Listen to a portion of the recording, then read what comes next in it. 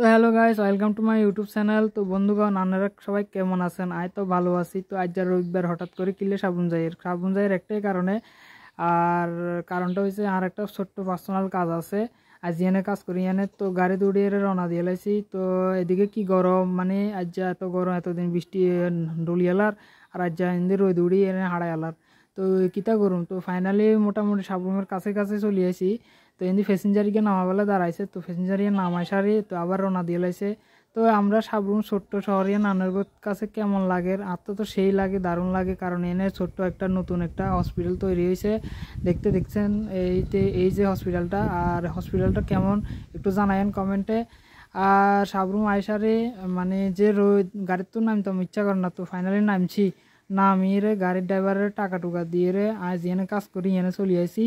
আইসারি I'm তো অবাক, দেখিয়ে কেউ নাই।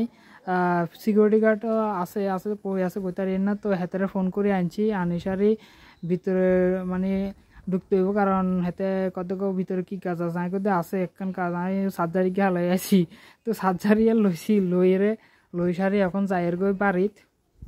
তো এই ভিডিও কেমন লাগছে আপনারা জানাইন। আর এদিকে অটোর সামনে দাঁড়া রয়েছি, অটোর তো প্যাসেঞ্জার নাই, তো যান না। তো এই অটো দৌড়ি যাইয়ের গই। টাটা। ভিডিও ভালো লাগলে অবশ্যই সাবস্ক্রাইব।